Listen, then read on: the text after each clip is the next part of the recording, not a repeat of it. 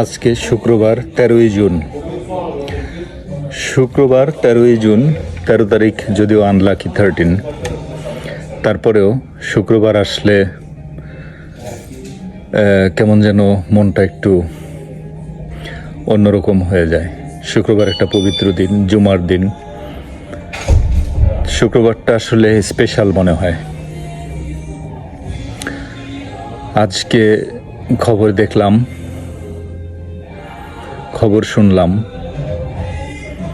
Israel ইরানের উপর attack করেছে এবং সারা পৃথিবীতে তাদের এম্বাসি বন্ধ করে দিয়েছে।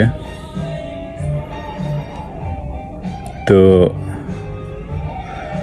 অনেক important things happening all over the world.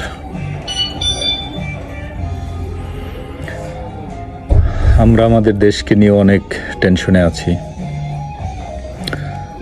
বাংলাদেশের মানুষ এত বড় একটা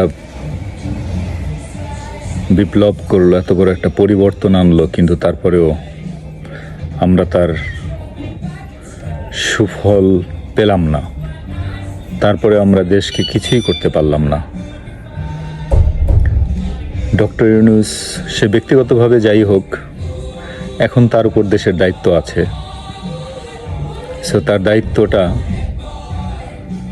দেশের পক্ষ থেকে পালন করা উচিত এবং পালন করতে দিতে হবে। তিনি লন্ডনে আছেন, তারেক জিয়ার সাথে আজকে সাক্ষাৎ করছেন। তারেক জিয়া বাংলাদেশের ধনী লোকদের মধ্যে একজন। সেও যখন ক্ষমতায় ছিল, অন্যান্য স্বৈরশাসকদের মতো বা অন্যান্য শাসকদের মতো সেও কম করে নাই। কিন্তু তারপরেও সময়ের পরিক্রমায় ডক্টর ইউনূসকে তার সাথে বসতে হচ্ছে। তিনি, তারেক জিয়া সাহেব,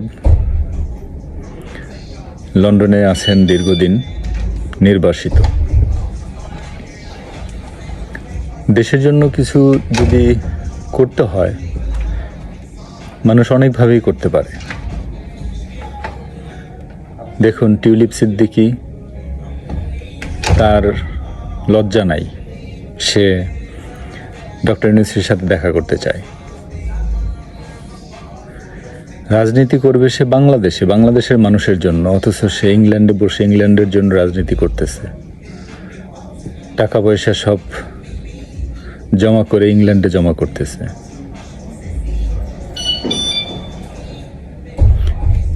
এরা যদি কিছু করতেই চায়,